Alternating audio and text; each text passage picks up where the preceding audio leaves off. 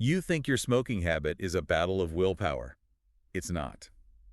The battle ended half a second before you ever reached for the cigarette. Wait, then what was the 40 years of fighting actually about? Welcome to Deep Into the Pages. Yeah, glad to be here. So, the book we are opening today is, it's honestly going to systematically dismantle essentially everything you have been taught about how to change your own behavior. It's called The Half Second, How First Reactions Get Installed and How to Edit Them. Written by Li Xiaoli. Right, by Li Xiaoli, published recently in 2026 by Xiaoli Books. And our mission today is highly specific. We're going to deconstruct the absolute myth of willpower. Which is a huge claim, I know. It really is. Yeah. But we're going to show you how to physically reprogram your subconscious default reactions before you even realize you're having them. Exactly. Because if you're listening to this right now, and you've ever blamed yourself for failing to break a bad habit. Or if you've carried around that quiet, heavy shame of thinking you just aren't strong enough. Right. You need to understand that you have been carrying an unearned guilt. You were simply using the wrong tool for the job. Yeah, the problem with human behavior is that we tend to evaluate it through the lens of our conscious intentions, which is completely backwards. And what I really appreciate about Li's approach is that he doesn't start this, this massive philosophical teardown with abstract clinical data. No, not at all. He anchors it in a deeply intimate, relatable narrative. He starts with his own 39-year smoking habit. Yeah, and it's a remarkable starting point. I mean, he started smoking in 1985. He was only 13 years old. 13. That's just wild. Right, and he paints this incredibly vivid sensory picture of bumming that first cigarette off a friend behind a school building in northeast China. He writes about the biting cold of the wind, the wet smell of the dirt against the brick wall, the nervous energy of it all. A rebellion of it. Exactly, the rebellion. But the funny thing is, he barely remembers the cigarette itself. It was the ritual, the context. And by the time he was 18, that ritual had metastasized into a pack a day. A pack a day by 18. Wow. Yeah, and by 40, he had tried to quit countless times. And the way he outlines his failures is vital because they aren't just his failures. They map the exact landscape of how almost all of us try and fail to change. I want to look closely at the trajectory of those failures because there's a powerful causality to them, right? He didn't just try random things. Each failure forced him into a new, seemingly more logical strategy that also collapsed. Right, let's look at the first major attempt, the sheer brute force of going cold turkey. The classic. The classic. He was 28. He lasted exactly 1 week. And we have to ask why it failed. It wasn't a lack of desire. It failed because of a deadline. Work stress. Exactly. He hit a high-stress moment at work. The cognitive load on his brain maximized, and the conscious mind simply couldn't maintain the barricade anymore. He reached for a cigarette to relieve the pressure, and suddenly that one deadline blurred into the next deadline, and the new pack blurred into years. And the tragic part is what he internalized from that. He told himself he had failed. He told himself, well, I guess this is simply who I am. Which is such a dangerous narrative. It is. And he points out early in the book that telling yourself a failure is simply who you are. It feels like a mature, realistic acceptance of your flaws, but it's actually a psychological defense mechanism. It's a form of giving up so you don't have to feel the pain of trying again. Exactly. But the pain does come back, which pushes him to realize that sheer willpower in a moment of extreme stress is, well, mathematically impossible for the brain to sustain. So he shifts the battlefield. Right. If the conscious mind can't hold out under pressure, he decides to bypass the mind and treat the physical body. Enter nicotine gum. Yes, the medical intervention. He's 35 at this point. He tries to solve a psychological routing issue with a chemical patch. He chewed the gum for 3 months, and he ended up just smoking right through the gum. Wait, like at the same time? Yes. He'd have a piece of nicotine gum in his mouth while literally lighting a cigarette. That is just incredible. Yeah. But it makes so much sense when you break it down. Right, because here's why that is a profound mismatch. The gum was perfectly addressing his body's chemistry. It was binding to the nicotine receptors, but it completely ignored the physical hand motion of the post-meal cigarette. Oh man, the post-meal cigarette. Think about your own daily loops right now. For everyone listening, what is the automatic physical motion you do the second you sit at your desk? Is it opening a new browser tab? Reaching for your phone? Right. For Loom, that post-meal reach for the breast pocket had been part of every single dinner he had eaten since university. It was kinetic memory. Yeah, the gum is utterly useless against a hand. The chemistry wasn't the sole issue. The ingrained subconscious physical routing was the real dictator of his behavior. So because the chemical intervention failed to stop his hand, he assumes the physical habit needs to be slowly starved out. He moves to the reduction strategy. The classic taper. The taper, yeah. This is the one I think is the most insidious because it feels so incredibly logical, you know. You read all the literature promising a smooth glide path to zero. So he cuts from 20 cigarettes a day to 10, then from 10 to 5, And then he hits an absolute brick wall at 5. a total wall. Because the reduction strategy forces you to spend your entire day in a state of active deprivation. You are just staring at the clock waiting for your allocated cigarette. It becomes your entire life. Yeah, the psychological weight of constant restriction becomes the only thing you can think about. After a few agonizing months of this friction, he just drifted right back up to 20 a day. And the most heartbreaking detail, he told absolutely no one he was trying to quit this time. Because the shame was building. Exactly. He was insulating himself from the embarrassment of another public failure. Which brings us to the final, most primal strategy. When logic, chemistry, and tapering fail, you rely on the oldest motivator in the human nervous system, terror. The fourth quit was driven by a terrifying doctor's visit. The doctor showed him an x-ray of his lungs and said something to him that Li actually refuses to even repeat in print. Wow. Yeah, it was that existentially bad. He quit on the spot. And for 3 months, he didn't touch a single cigarette. But then, the fear faded. As it always does. Right. The human animal cannot live in a state of perpetual physiological panic. The nervous system eventually downregulates, and when the fear faded, the cigarettes returned. Li makes a profound distinction here that completely shifted how I view motivation. He realized he hadn't made a decision. He had merely been frightened. That is such a vital distinction. Being frightened is a temporary physiological state. It is an emotion injected by an external source, and it comes and goes with time. A decision, on the other hand, is a structural change you can actually carry with you. Because he only had the absence of fear to rely on once the terror of the X-ray subsided, the old habit rushed right back in to fill the vacuum. Right. And here is where we get the huge insight. He writes, quote, "Each attempt collapsed when the deciding part of me got tired or distracted or hungry or scared. Will is exhausting. The cigarette is not. The cigarette wins on patience." Wait. When I read that line, I just had to put the book down and stare at the wall. The cigarette wins on patience. The sheer grinding exhaustion of that cycle. The deciding part of you, your conscious mind, it has a battery life. It has to sleep. It gets distracted by an email. But the habit never sleeps. It is just waiting for your battery to drop to 1%. Which brings us to 2024, the turning point of the entire book. Yeah, he is 52 years old. He has completely given up trying to quit. He's sitting in his kitchen drinking coffee one morning, thinking about a cognitive psychology paper regarding how repetition creates belief in the human brain. Okay. And he decides to run an entirely new kind of experiment. He doesn't throw away his cigarettes. He doesn't make a grand sweeping proclamation to his family. He doesn't brace himself for a battle of willpower. So what does he do? He just takes 3 words. I never smoke.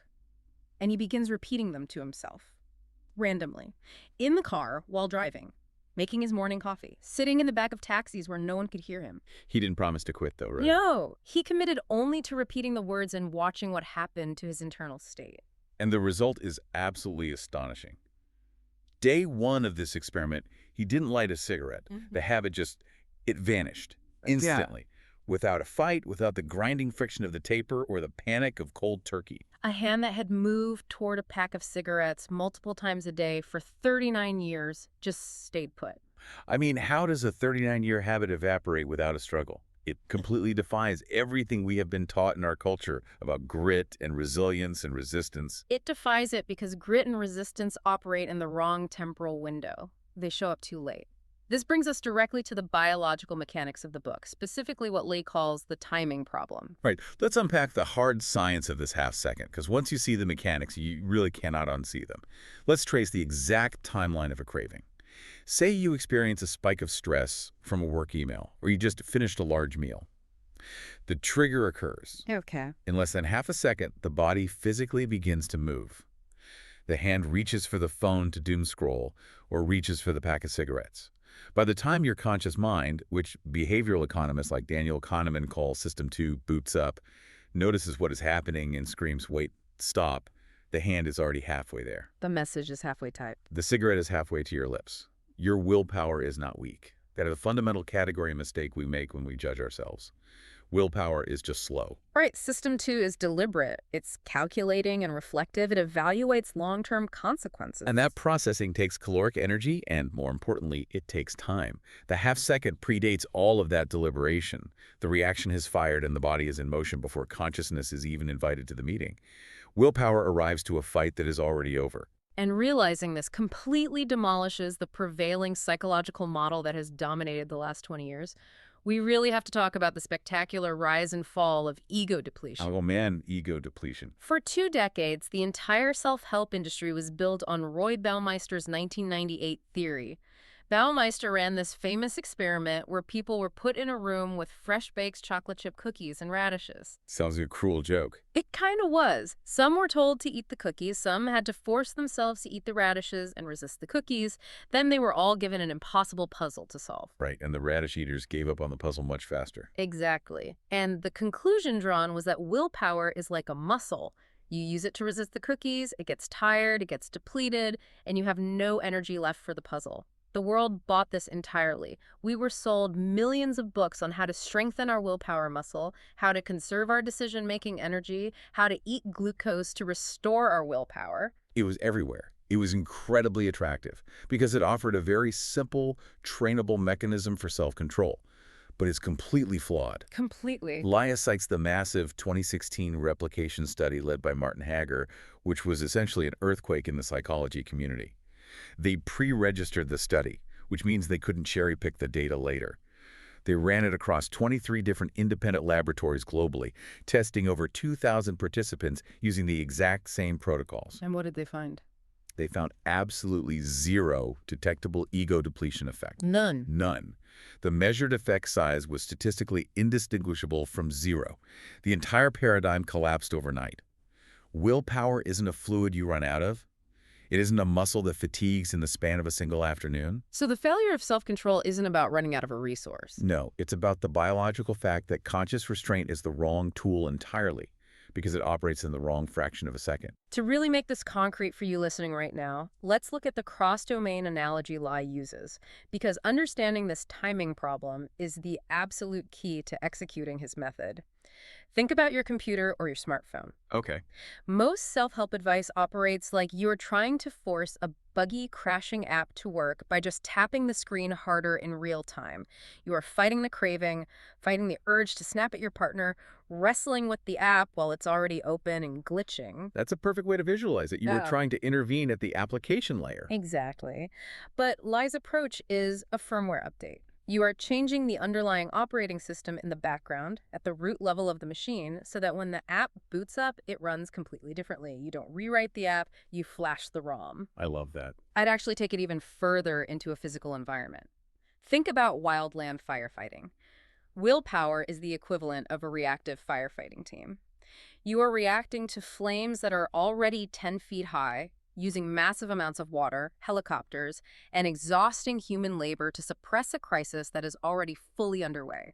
It is terrifying and draining. What Li's proposing is a controlled burn. Precisely. The Forestry Service doesn't wait for a lightning strike in the middle of a drought to start fighting fires. They go out in the wet season on their own terms, and they set intentional, systematic, small fires. They burn away the dead underbrush deliberately. They are rewriting the landscape in advance. So that when the spark of a real craving actually hits in the dry season, there is literally no fuel left for it to consume. The big fire cannot take hold. And it's also like immunization versus treatment, right? Most advice is a treatment for a symptom. Li's method is a vaccine. You expose the system to the script in advance so the antibodies are already there. But this raises the ultimate question, doesn't it? If willpower is too slow to catch the craving, how does just repeating a phrase like, "I never smoke," actually install this firmware update? How does saying words out loud burn away the underbrush? We have to look at the mechanism of installation itself. Right. This is what Li calls the frequency counter. And here's where we have to dive into cognitive psychology, specifically a phenomenon that has been replicated for nearly 47 years. The illusory truth effect. Oh, this part is fascinating. It started with researchers Hasher, Goldstein, and Topino in 1977. They found something honestly terrifying about how our brains process reality. System 1, your fast, automatic subconscious mind, does not have the caloric energy or the time to fact-check every piece of information it encounters. It cannot pull up evidence, weigh sources, and evaluate logic in milliseconds. So it relies on a highly efficient, highly dangerous shortcut, familiarity. Yes, if System 1 hears something enough times, it simply counts it as true. It doesn't ask, is this verified by data? It asks, have I seen this before? It is a profound vulnerability in human architecture. Familiarity becomes biologically indistinguishable from truth. Advertisers have known this for a century. Propagandists rely on it. Social media platforms engineer it into their infinite scrolls. Absolutely. Life cites Brian Fogg's 1998 work on captology, the study of computers as persuasive technology. Think about the notifications on your phone, the streaks, the algorithmic recommendation feeds. They are all designed to do one thing: increment your subconscious frequency counter millions of times a day. People are writing your half-second reactions constantly, and they are not asking your permission to do it. Hmm. Now, I know when we first started discussing this book, you had some very strong reservations about this specific framing, because the moment you say just repeat a sentence to yourself until your subconscious brain believes it, certain alarm bells start going off. Oh, they absolutely do. And I have to push back hard here on behalf of anyone listening who's naturally skeptical, because on the surface, this sounds entirely indistinguishable from The Secret or toxic positivity or those terrible manifestation videos on TikTok, staring into a bathroom mirror and chanting, "I am a billionaire," or "I am glowing with radiant health." We have decades of clinical research showing that positive self-talk can completely backfire. It can actually do harm. Massive harm. When people with low self-esteem or severe depression are instructed to repeat phrases like, "I am a lovable person," or "I am happy," they actually end up feeling significantly worse. It highlights the massive, painful gap between their current reality and the affirmation. The brain rebels against the lie. So my question to Li's methodology is, how is his frequency counter any different from the kind of magical thinking that psychological research explicitly warns against? It is a vital, necessary distinction, and it all hinges on one massive structural difference that Li insists upon: action versus mood. Like, explicitly agrees with you about why those traditional affirmations fail. Let's look at the mechanics of failure. When you say, "I am calm," which is a mood target, your subconscious mind immediately flags it as a lie. Because it is a lie. Right. You were stressed, your heart rate is 110 beats per minute, cortisol is flooding your system, and you are telling your brain you are calm. The brain's bullshit detector goes off. Exactly. And this triggers what Harvard psychologist Daniel Wegner called ironic process theory in 1994. Wegner did the famous white bear experiment. If I tell you do not think of a white bear, your brain has to constantly check in to see if you are thinking of a white bear, which means you are constantly thinking of a white bear. Right. Trying to force a feeling or suppress a feeling actually amplifies the opposite feeling. It creates immense internal friction. So targeting a feeling or a mood is a structural failure because the half-second cannot execute a complex emotional regulation strategy. The half-second has the processing power of a tired 5-year-old. It cannot organize a mood. But what happens when you change the phrase, "I am calm," to the phrase, "I take 3 deep breaths"? You have fundamentally shifted from an abstract mood to a concrete physical action. The brain can execute a physical command, even under severe stress. Because you aren't claiming a false reality. Exactly. You are initiating a behavioral sequence.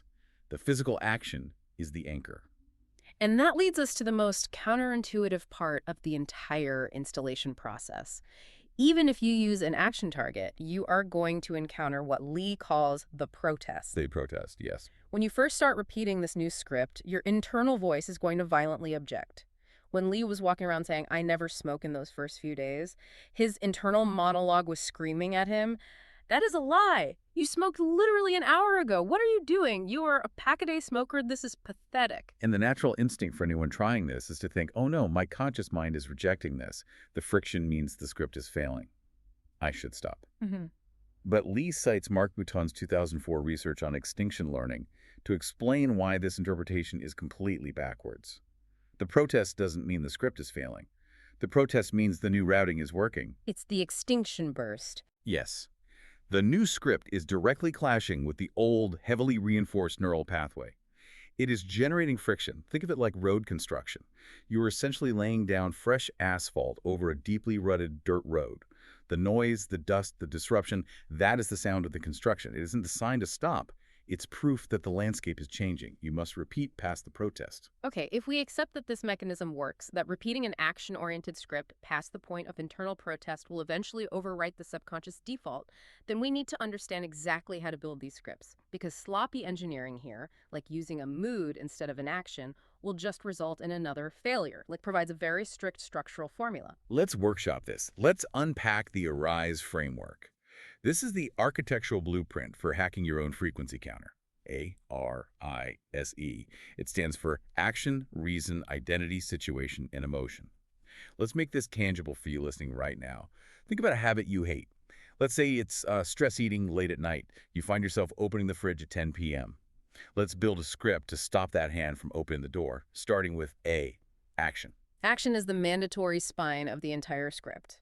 As we discussed, it absolutely must be a physical verb. It cannot be a wish or a passive outcome. Right, like I lose 10 pounds as an outcome. Exactly. Your half second cannot deliver an outcome. But I drink a full glass of ice water is an action. That is executable. So the core of our script is the physical act of drinking the water instead of reaching for the snack.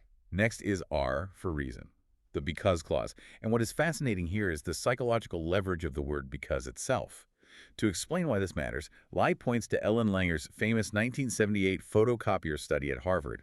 Researchers approached people waiting in line to use a busy copy machine. Oh, I love this study. It's so good. When they ask, "Excuse me, I have 5 pages. May I use the Xerox machine?" About 60% of people let them cut in line. But when they added a reason, even a completely meaningless reason, like, "May I use the Xerox machine because I have to make copies?" compliance shot up to 93%. The shape of the justification drives compliance, even in our own brains. Our brains just want to hear the syntax of a reason. Exactly. But Li adds a crucial caveat. For long-term endurance, the reason you give yourself doesn't need to be high stakes, like because I will die of heart disease. It just must be deeply honest. Because I sleep better on an empty stomach is a perfectly valid, honest reason to avoid the 10 p.m. fridge raid. Then we move to I for identity. This is the hub of the wheel. Think about the difference between I am trying to stop snacking at night and I am someone who closes the kitchen at 8 p.m. Trying to stop implies a continuous, exhausting struggle against an external force. You are the victim of the urge. Right. But I close the kitchen at 8 p.m. is a statement of identity. When you shift the identity, you simultaneously collapse hundreds of different triggering situations. You don't need a separate script for stress eating after a bad day at work, and stress eating after an argument, and stress eating out of boredom. The identity handles all of them automatically. And that perfectly sets up S for situation. The formula asks us to consider when to use a universal script versus a situated script. A universal script is what Li used. I never smoke. But you can't use a universal script for everything. You don't want to be drinking a glass of ice water every second of the day. Exactly. A situated script is anchored to a specific environmental cue. For our late-night eating example, the situation is when I walk into the kitchen after dark. Situated scripts are necessary when the action shouldn't be happening constantly, but only in response to a very specific trigger. Finally, E for emotion. This is heavily backed by neurobiology. Li references Larry Cahill and James McGough's landmark work on emotional consolidation. The amygdala and hippocampus interact to heavily weight memories and patterns that carry an emotional charge. Simply put, emotion installs faster than cold logic. You remember where you were during a terrifying event? You don't remember where you were last Tuesday. But, and this is massive but, you cannot fake the emotion. You can't just pretend to be terrified of a cookie. No, you can't. He cites Arlie Hochschild's sociological work on surface acting versus deep acting. If you try to artificially inject disgust into your script about the late-night snack, but you actually kind of love the taste of the snack, your brain registers the mismatch and rejects the installation. It feels like a lie. So what do? You have to attach the script to a genuinely felt emotional reason. So for our fridge example, the emotion isn't fake disgust at food. It's the genuine feeling of relief and lightness when you wake up energetic the next morning instead of sluggish. So if we put the whole ARISE script together for our late-night snacker, it sounds like this. When I walk into the kitchen after dark, that's the situation. I am someone who closes the kitchen at 8 p.m. That's identity. I drink a full glass of ice water. Action. Because I sleep better on an empty stomach. Reason. And I love the relief of waking up energetic. Emotion. You repeat that randomly during the day so that when 10 p.m. hits, the half second fires the water drinking action before the hand ever opens the fridge. It is brilliant structural engineering for behavior. It makes complete sense for smoking. It makes sense for personal habits, diet, screen time. But to truly test this thesis, Lay doesn't stop at personal habits. He takes us into the most hostile, unforgiving, emotionally volatile environment for human psychology. Financial markets. Financial markets. This is where the sheer scale of this concept absolutely blew my mind. From 2019 to 2026, Lei ran a community called the Regular Investing Group. We are not talking about a small study of 30 undergrads. We are talking about 10,000 families. And think about that specific time period. Through a window that included the catastrophic COVID-19 market crash, the outbreak of major geopolitical wars, massive global inflation, and incredibly volatile Federal Reserve interest rate cycles, this group achieved a staggering 306.51% return. Which is an astronomical figure. And here's the kicker. The strategy was nothing more than buy on a schedule, never sell. The tool he used to enforce this wasn't complex financial modeling. It wasn't algorithms or deep macroeconomic analysis. It was the frequency counter. It was Arise scripts. The scripts were incredibly simple. The identity script was, I make decisions on weeks, not minutes. And the situated script was, when a number moves, I do nothing for one full day. He explicitly states in the book that his primary job for those 7 years wasn't portfolio management, it was mental massage. Mass psychological conditioning. Yeah, he was replacing the untrained half-second that screams sell everything to protect what's left during a 20% market drop with a trained half-second that physically removes the hands from the keyboard and forces a 24-hour pause. The numbers are undeniable. 10,000 families, 306% returns. It proves that the frequency counter scales across populations regardless of an individual's background risk tolerance. Okay, I need to stop you right there. I have to push back on this entirely because Yeah. I simply cannot accept this at face value, and I think anyone listening who has traded through a bear market will be screaming the same thing. Fair enough. Let's get into it. What's the flaw? A 306% return over a period of unprecedented market volatility is astronomical. But is this actually reproducible outside of his specific, highly controlled ecosystem? You have Okay. 10,000 people relying on the authority of Li Xiaoli as a trusted, perhaps even revered financial guru. Okay, I see where you're going. If he is providing this mental massage every single day for 7 years, if he is the constant voice of reassurance in their ears on a Discord server or a daily newsletter, did the scripts actually work independently? Or did the social proof and the cult of personality do the heavy lifting? You're asking if it was the Arise framework or the herd mentality. Exactly. If someone listening to us right now is sitting in their basement trading alone and they try to implement the script, I do nothing for one full day without a charismatic leader backing them up and without 10,000 peers holding the line with them, will that script actually hold up when their retirement account drops by 40% in a week? It is a completely fair challenge. The social proof of 10,000 other people holding alongside you is a massive confounding variable. You cannot easily extract the script from the community environment. But we have to separate the biological mechanism of the half-second from the market environment. Lai defends the core psychological insight here. The scripts are purely designed to stop the physical hand from panic selling in that terrifying half-second. They introduce a wedge of time between stimulus and response. But introducing a wedge of time doesn't guarantee a 306% return. In fact, it could guarantee a total loss. Isn't a script like, I do nothing actually catastrophic if the fundamentals of the asset have actually changed? Think about the diamond hands culture in crypto or meme stocks. Refusing to sell while an asset goes to zero isn't psychological mastery, it's delusion. If the company is Enron, doing nothing for a day just means you lose your money slightly slower. I agree with you completely, and the vital thing to note is that Lai actually concedes this exact limitation in the book. He's very explicit about it. A script cannot make a bad investment good. Right, the script regulates the panic, not the underlying thesis. Exactly. If you use the script, I make decisions on weeks, not minutes, to hold on to a fraudulent company that is spiraling to bankruptcy, you are still going to zero. You will just do it very calmly. The technique claims to solve the behavioral failure of panic selling. It does not solve the intellectual problem of asset selection. Right, the asset still has to be solid. The ratio of luck to discipline in that 306% return is incredibly tangled, and Lee admits that asset selection played a huge role. But his point remains. Without the scripts, the untrained half-second guarantees you will buy the top out of FOMO and sell the bottom out of panic, regardless of how good the underlying asset actually is. Okay, I will acknowledge the nuance there. I appreciate that he admits the limitations. The script is a necessary defense mechanism against our worst impulses, even if it isn't sufficient for guaranteed financial success. The group dynamic definitely acts as a multiplier, but the core biological intervention, delaying the physical reaction to the emotional spike of a red candle on a chart, is neurologically sound. Which brings us perfectly to how we actually apply this in our own lives today, outside of extreme market crashes. We've gone from the neurology of memory to population-scale financial returns.